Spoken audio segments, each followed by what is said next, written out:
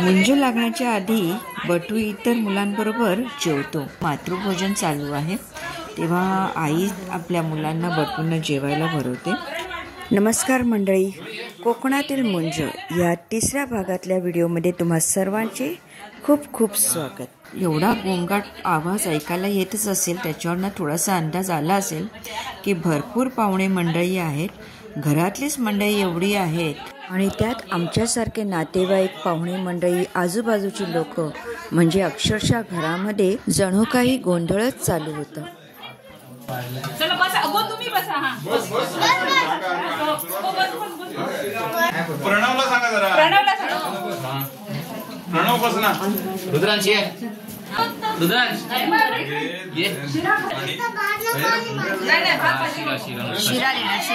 आहे. असं नावाचा आणते शिरा. मी बाई माझा फोटो काढा. होय का? हातात धर, हातात धर. तुला वर ठेवायचं ना?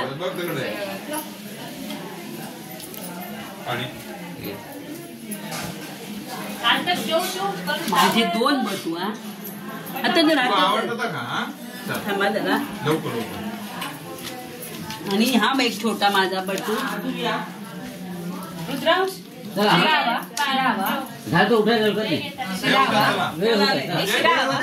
शिराला व शिरा शिरा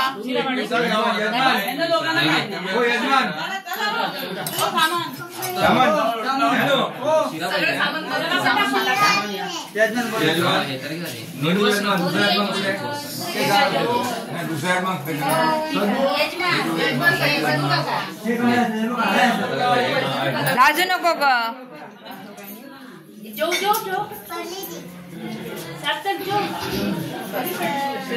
तुम्ही आरामात जेवा.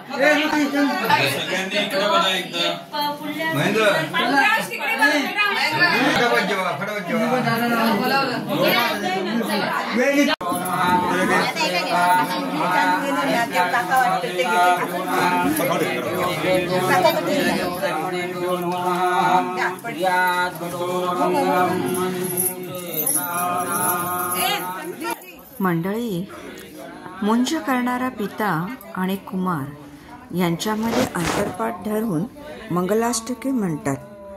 पिता हा गायत्री मंत्र शिकवणारा पहिला गुरु समजला जातो. पिता आणि कुमार यांच्यात धरलेला अंतरपाठ दूर करून त्यांच्यातील अंतर नाहीसे करतात. पूर्वीच्या काळी उपनयन विधीनंतर मुले गुरूंकडे शिकायला जात असत. त्यामुळे मंगलाष्टके संपून सावधान म्हटले की आईवडिलांना मुलाच्या विरहाची जाणीव होऊन ते व्याकुळ होत असत.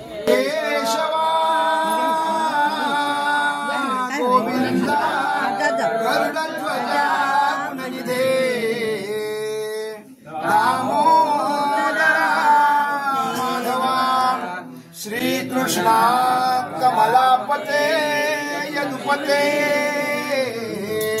सीतापते धीपते वैकुंठाधिपते चराचरपते तुर्याद्वटो मंगलम पती महासुरनदी ख्याता जया गंडकी पूर्ण जले समुद्र सरिता पुढे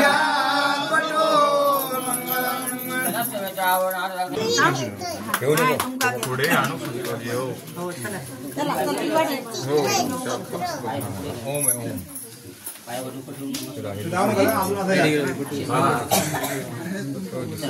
कुलदेवताभ्यो नमः.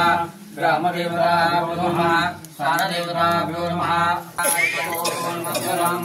गजवदनमतिष्ठं ईश्वरं जनेन्द्रं भद्रमशेषं भूतिराजं पुराणं अमरवर्गोजं रत्तवर्णं सुशेषं पशुपतिप्रमेशं विद्याराजं नमामि. कुर्याद्भुतो मङ्गलं यं ब्रह्मा वरुणेन्द्रोद्रमरुतः रामं रमेशं भजे.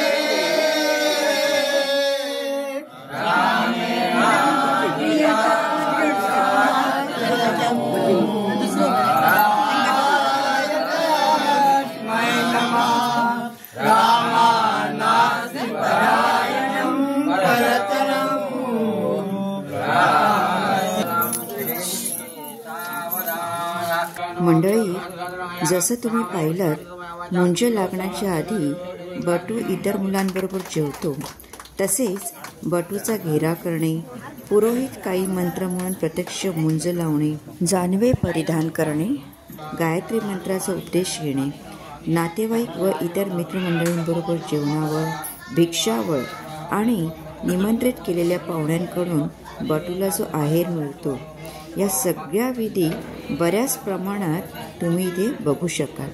तेव्हा हा व्हिडिओ शेवटपर्यंत नक्की बघा आणि व्हिडिओ आवडल्यास लाईक, शेअर, कमेंट आणि सबस्क्राईब करायला विसरू नका.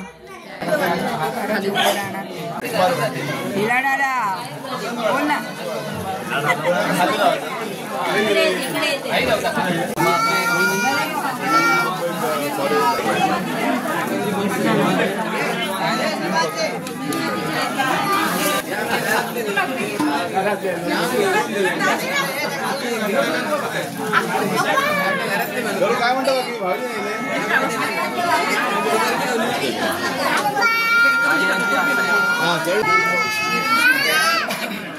आपण पार्टी करायची. हा, जेवढं मिळालं त्याच्यामध्ये पार्टी करायची. मंडळी, तुम्ही बघू शकाल की मुंजीचा जो प्रकार चालू आहे आणि त्याच्यावर खाणंही चालू आहे माझं. तेव्हा माझाही चांगला विचार केला जातोय, आदान प्रदान चालू आहे. अगदी लग्नासारखाच हा समारंभ असतो.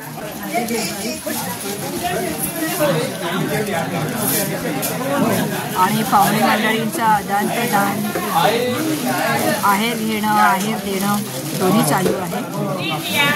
एक गंमतच असते.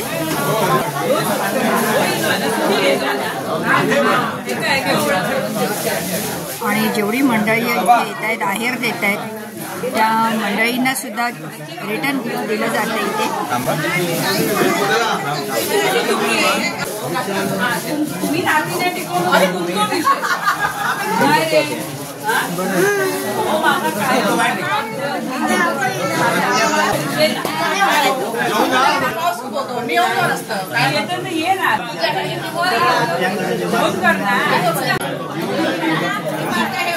तेव्हा मंडळी, गावच्या ठिकाणी कुठलाही समारंभ असू दे, लग्न असू दे, मुंज असू दे, बारसं असू दे, कुठलाही एक समारंभ असला की ठिकाणी आपण बघू शकाल की गावातली सगळी मंडळी एकत्र येऊन या उत्सवाला आणखीन एक आनंद देतात. आणि हॉल घेण्याचीही गरज नसते, कारण प्रत्येकाच्या अंगणात एवढी मोठी जागा असते जेणेकरून हा समारंभ अगदी जोरात साजरा केला जातो. एकंदरीत एकदम आनंदाचा प्रसंग आहे. इथे विवेक मकरंदला मस्करीत आहेराची पिशवी सांभाळायला सांगतो. आणि इकडे सगळी महिला मंडळ बसलेले आहेत आणि आमच्या महिला मंडळांच्या मध्ये आमची डार्लिंग दीपा मॅडम बसलेले आहेत. घरातली सगळी मंडळी आहेत, बाहेरची आहेत, पाहुणे मंडळी आहेत, पण गावातली लोक म्हटले की आपले घरातलीच असतात, कारण गाव म्हणजे एक फॅमिलीच असते, परिवारच असतो तो. अच्छा, भांडण चालू होतं का? मजा मस्करी.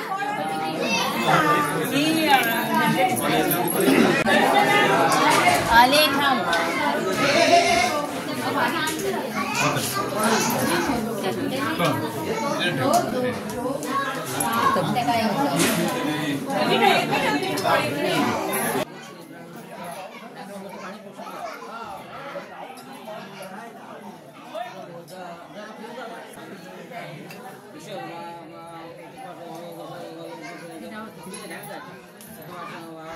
मंडळी, लग्नापेक्षा जास्त वेळ मुंजीला लागतो हे पहिल्यांदाच मी बघितलं.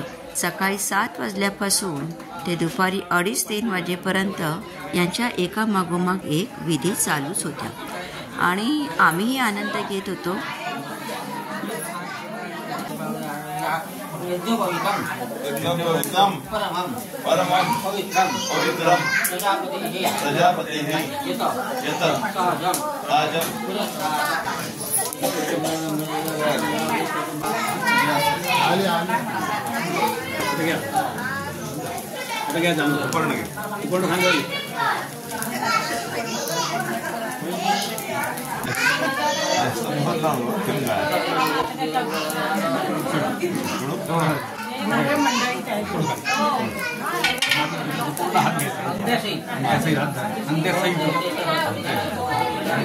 नाव सांग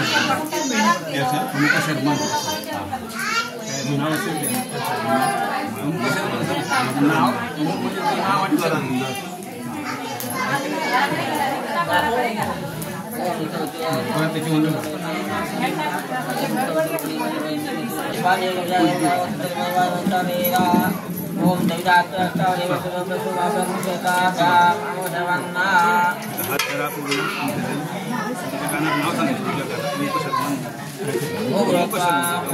नाव काय तुम्ही आहे ते सांगायचं नाव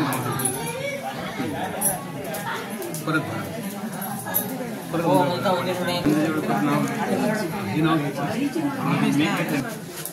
अच्छा तुम्ही तुम्ही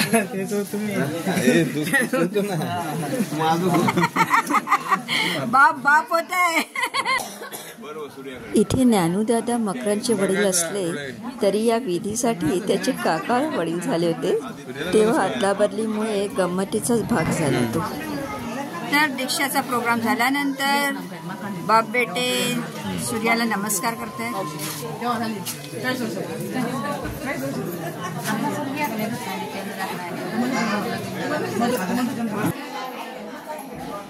एकीकडे मुंजीच्या विधी चालू होत्या तर दुसरीकडे आमचा रुद्रांश. गावातील सगळी मुलं जी पाहुणे मंडळी आली होती प्रत्येकांबरोबर त्याची दोस्ती झाली. त्याला मैत्री करायला वेळ लागत नाही, कारण तो लहान मोठं बघत नाही, बस त्याच्याबरोबर खेळणारी मुलं असली पाहिजेत. दुसरीकडे इकडे पाहुण्यांची वर्दळ, पाहुणे मंडळी जी आली होती, गावातील पडवी जे असतात, बसून सगळ्यांच्या गप्पा गोष्टी रंगल्या होत्या. घरातल्या मंडळींची ये जा चालू होती, पाहुणचार चालू होता, तेव्हा अशी सगळी गडबड चालू होती.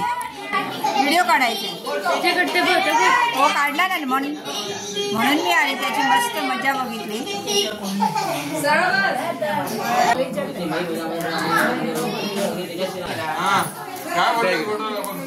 बागाची पाय दाबला त्याची दाबा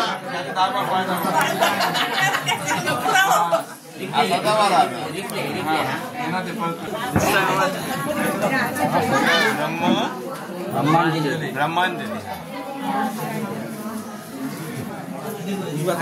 तीन वेळा गायत्री मंत्र सांगायचा, 3 वेळा म्हणून घ्यायचं. हे काय गायत्री मंत्राचा उपदेश लांब राहा. उजव्या कानात पुढे बसा जमेल ना.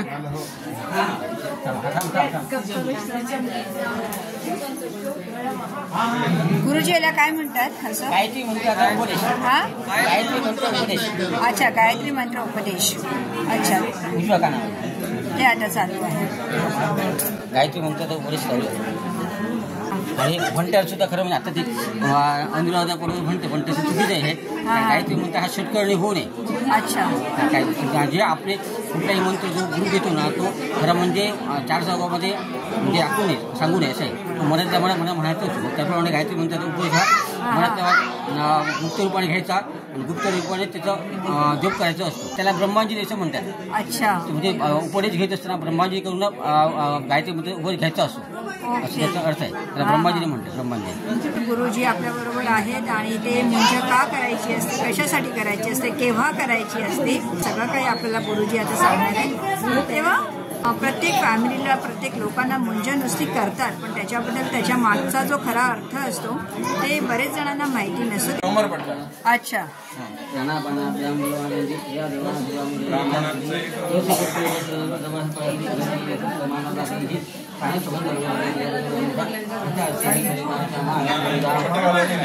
अदांतम म्हणायचं सर्वांनी. अदांतम दमयित्वा माम मार्गे संस्था पयन स्वयं.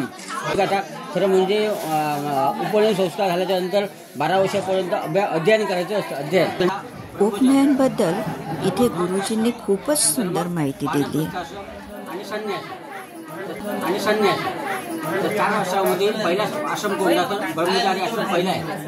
उपनिसंस्कार काय करायचा असतो तर का उपनिसंस्कार केल्यामुळे आपल्या धर्माची उन्नती होते, आपल्या शरीराची पण उन्नती होते. त्याच्यासाठी उपनिसंस्कार करायचं असतो. उपनि म्हणजे काय? उप म्हणजे जवळ, जवळ म्हणजे जवळ जाणे, जवळ म्हणजे काय तर संस्कारच्या जवळ जाणे. आजपासून तू मोठा झालेला आहे. आता मगाशी तो आईकडून बघ जेवण करून घेतलेस ना, म्हणजे मातृभूमी म्हणतात. ह्याच्या पुढे आईचं उष्ट खायचं नसतं, त्यांचं आईचं उष्ट खायचं असतं. आणि 12 वर्षापर्यंत वेदाचं अध्ययन करायचं असतं. त्या वेदाचं अध्ययन करण्यासाठी ब्रह्मचारी व्रत असं पाळायचं असतं. ब्रह्मचारी दिवसा झोपायचं नाही. आपले वडील म्हणले जे काय सांगतात ते ऐकायचं काय. आणि दररोज आता संध्या वगैरे येते ना, संध्या शिकून घ्यायची. नंतर मग स्तोत्र वगैरे काय येतं की तुम्हाला स्तोत्र म्हणायचं असतं. स्तोत्र शिकून घ्यायचं असतं. स्तोत्र म्हणजे गणपती स्तोत्र, मारुती स्तोत्र आणि रामरक्षा म्हटल्यामुळे आपल्या संपूर्ण शरीराचं रक्षण होतं. त्याच्यासाठी रामरक्षा दररोज म्हणायची असते. आपल्या हिंदू धर्मामध्ये सांगितलेले त्यांनी जसे उपदेश सांगितले त्याप्रमाणे दररोज हे आपलं स्वतःचं कर्म म्हणून दररोज करायचं असतं. आता पुढचा विधी सांगितलं. आता पुढचा विधी म्हणजे भिक्षावळ असते. भिक्षावळ म्हणजे आता पुढे 12 वर्षापर्यंत भिक्षा मागूनच त्याचं आता आपलं उदरनिर्वाह करायचं असतं. तर पहिल्यांदा सुरुवातीला आईकडून भिक्षा मागायची असते. भिक्षा मागायची असताना ओम भवती भिक्षा ही असं म्हणून भिक्षा मागायची.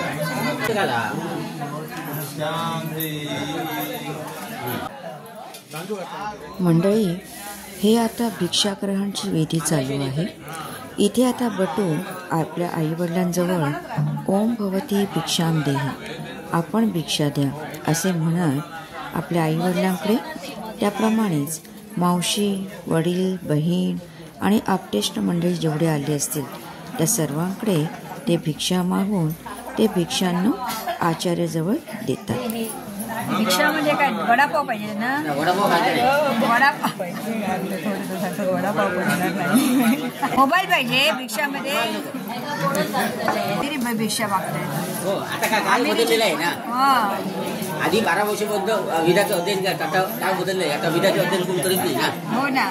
म्हणजे स्वतःचे कपडे स्वतः धुवायचे, बरोबर. स्वतः जेवण स्वतः करायचं असतं, वाढायचं. असं 12 वर्षापर्यंत स्वतः स्वतः कर्म करून वेदांचं अध्ययन करायचं असतं. वेदांचं अध्ययन सकाळी 4 वाजता उठायचे. आणि आधी शाळा नव्हती, आता शाळा वगैरे आलेली आहे. त्याप्रमाणे आता काळ बदलले आहे, त्याप्रमाणे थोडं बदलावं लागतंय. तरी पण हे आपले धर्म आपण धर्माचं रक्षण आपण करायचं असतं. आणि आपण जर धर्माचं रक्षण केलं तर धर्माचं रक्षण करणार. धर्म रक्षित आहात, त्याप्रमाणे आपण रक्षण करावं.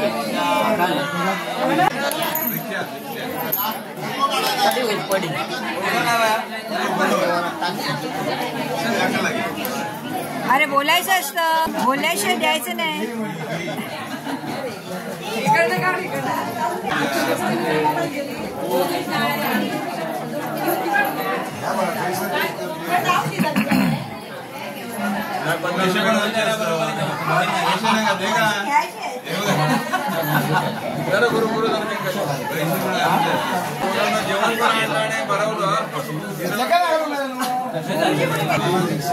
वडापावसाठी पण पैसे जमा झाले. मोबाईल पडेल. आपण शूटिंग संपूया, नंतर मग जाऊया.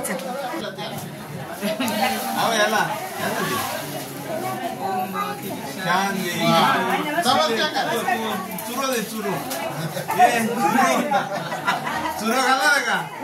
चुरो आमचं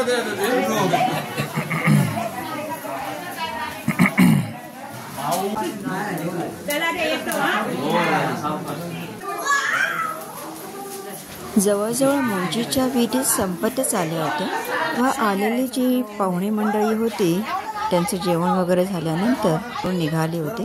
तर बाकीच्या सगळ्या मंडळींचं जेवण सुरू होतं एकीकडे. तर दुसरीकडे इकडे तुम्ही बघू शकाल जेवण करणारी जी माणसं आहेत ही कोणी बाहेरची लोक नाही आहेत, तर गावातली सगळी मंडळी आहेत. कारण गावात हे सगळा एकोपीपणा असतो. अगदी लग्न असू दे, कुठलाही समारंभ असू दे, पण गावातल्या सगळ्या लेडीज, सगळी मंडळी एकत्रित येऊन हातभार लावतात, मदत करतात. फार आनंदाने गमती जमतीने प्रत्येक समारंभाला हजर असतात. ते गाव हे गाव असतं, गावातलं वातावरणच वेगळं असतं. गपचूप जिलेबी खायला आली. जिलेबी खायला आली. माझ्या नंदन बरोबर बोलते, किती वर्षांनी भेटते ग नंदांना माझ्या. पहिली भेटलो. सो मंडळी, एकीकडे मुंजीचा दीक्षेचा प्रोग्राम चालू आहे, तर दुसरीकडे मंडळीला सुद्धा ताटकळत ठेवलं नाहीये. जेवणं झाली आणि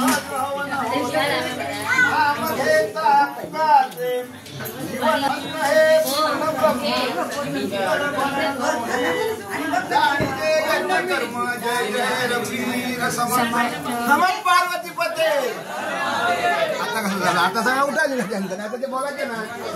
बघू शकाल की एकीकडे जसं मुंजीचा प्रोग्राम सुरू आहे, एकीकडे जेवण बनवलं जात आहे, तर दुसरीकडे पंगत सुद्धा जेवणाची मांडली गेली आहे.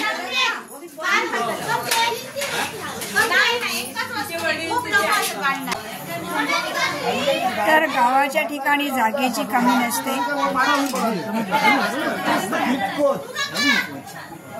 सगळे वरिष्ठ मंडळी आहे आणि आपले गुरुभाऊ सगळ्यांना प्रेमाने आनंदाने जेवायला वाढते.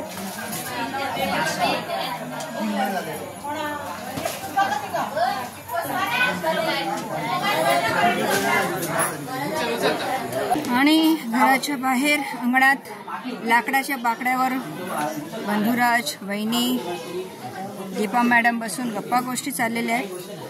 फोटो काढायचे?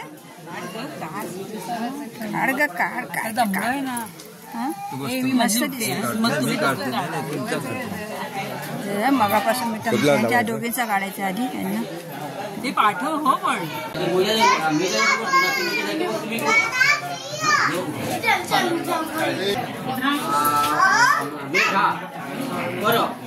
नामक ब्रह्मवृक्ष पूजनंच करिष्ये. त्याला मेधाजन असं म्हणतात. मेधाजन म्हणजे काय? म्हणजे बुद्धीची बुद्धी. मेधा म्हणजे बुद्धी. बुद्धी देवता म्हणजे ब्रह्मवृक्ष ते पिंपळाचं जे फांदी आहे, ती पिंपळाची फांदी काय तर त्याला पिंपळाच्या फांदीला ब्रह्मवृक्ष असं म्हणतात. हां, असं फळसाची फांदी म्हणतात. भविष्यकाळामध्ये चांगली बुद्धी प्राप्त व्हावी, चांगले विद्यार्जन करण्यासाठी, चांगलं आयुष्य प्राप्त व्हायच्यासाठी फळसाच्या फांदीची पूजा करायची असते. ती पूजा केल्यानंतर मग त्या ठिकाणी अजिन घातले, अजिनाचा त्याग करायचा. पहिला नंबर कोणाचा? मस्त मस्त. काल बघितलं, कालपासून प्रॅक्टिस चालू आहे.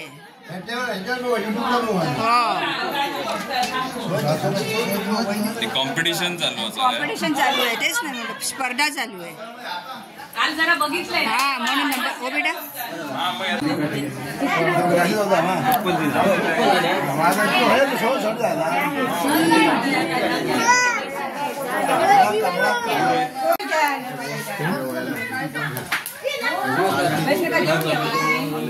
साहित्य काय द्यायचं नाही.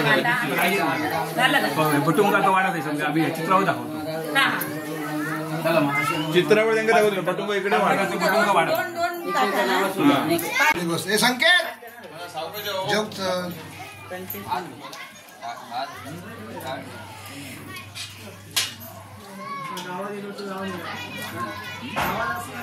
प्रणवचं सुद्धा मंडळींना जेवण वाढायची जिम्मेदारी चालू आहे, कामगिरी. खाली यायची नाही बोलत.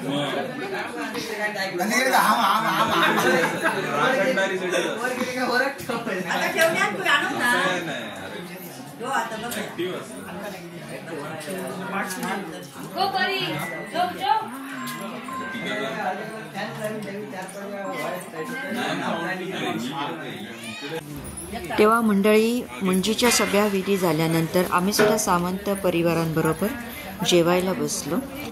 तेव्हा आम्ही समस्त भोसले परिवार, सामंतांच्या दोन्ही मुलांना, मकरंद आणि महेंद्रला आणि तसेच त्यांच्या पूर्ण परिवारांना खूप खूप शुभेच्छा देतो.